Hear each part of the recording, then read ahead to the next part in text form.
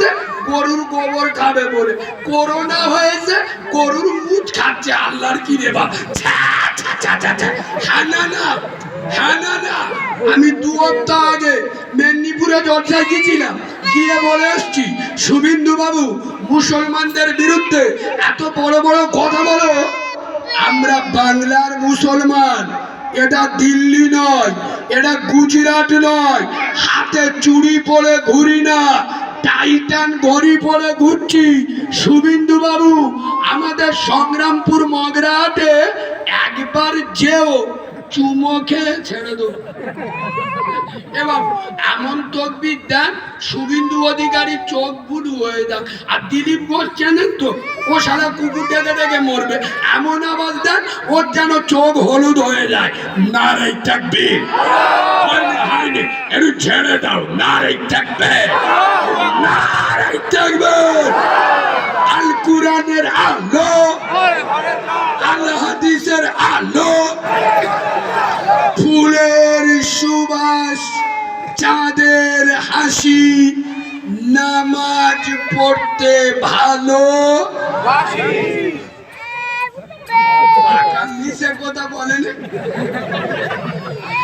জান্নাতের বাগানে বসে মিছে কথা বলে। যারা জুমার নামাজ, যারা নামাজ পড়ে না, এরা বলে আমরা নামাজ পড়তে ভালোবাসি। এ বাবু, হ্যাঁ নামাজ পড়বো কখন? ঠেলাই পড়বো, ঠেলার না চাঁদা খেলি না।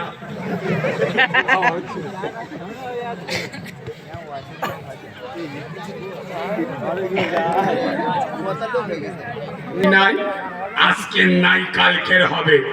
যাদের মুখে দাড়ি নাই আজকের নেই কালকের হবে, কোনো অসুবিধা নাই।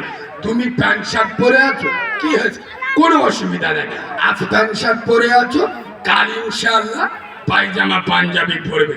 তবে তুমি মুসলিম যুবক, তোমার রবের নাম আল্লাহ, তোমার নেতার নাম নবী মুহাম্মদুর রাসূলুল্লাহ, তোমার কাছে কোরআনের মতো কিতাব আছে, আল্লাহর মতো রব আছে। এই যুবক ছেলেরা, এমন প্যান্ট পরো না যে প্যান্টটা পরলে পিছনটা চিনে সুরঙ্গ দেখা যায়। এরম আছে না নেই? এরম প্যান্ট পরো যে প্যান্টটা পরলে বসে পেচাব করতে পারবে, নামাজ পড়তে পারবে। এই যুবক ভাইরা, দিনে 5 বার মসজিদে যেতে পারছো না, তোমার 5 বার যেতে হবে না। তোমার দুটো পায়ে ধরে বলছি, খোদার কসম, একবার যাও ওযু করে মসজিদে গিয়ে নামাজ পড়ে আল্লাহর কাছে হাত তুলে বলো, আল্লাহ আমি যুবক ছেলে, আল্লাহ আমি চেংড়া ছেলে, ও আল্লাহ আমি ছাড়া তোমার বান্দার অভাব নেই, কিন্তু তুমি ছাড়া আমার রব বলে ডাকার আর কেউ নাই। আল্লাহ আমি যুবক ছেলে, আমি 5 বার আসতে পারিনি, এই একবার তোমার ঘরে এসছি। এই জায়গাটা এত কথা হচ্ছে কেন ভাই?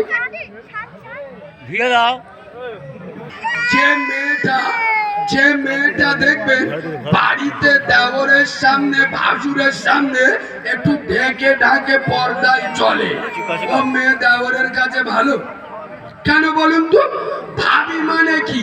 দেওর মনে করে ভাবি বুকের অর্ধেকটা কাপড় সরিয়ে মস্তানি মেরে চলবে, ও ভাবি দেওরের কাছে ভালো।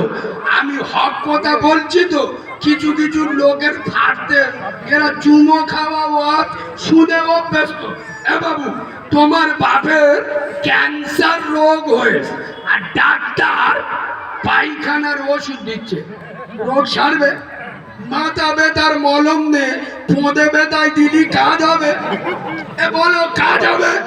আজ বর্তমান মুসলিম সমাজে মদ, সুদ, জেনা, ব্যভিচারী, বন্দরলোড, গুরুগুলোর, বেনামাজি, বেরোজগার, গোটা মুসলিম সমাজ ক্যান্সারে ঘুম ধরে গেছে।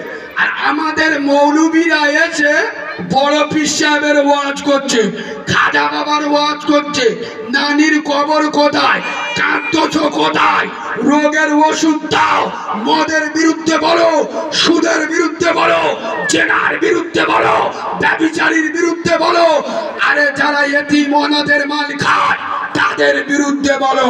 আমরা যারা এই অন্যায়ের প্রতিবাদ করি, যাদের বিরুদ্ধে যাবে তারা কি আমাদের চুমো খাবে? কথা বলে না?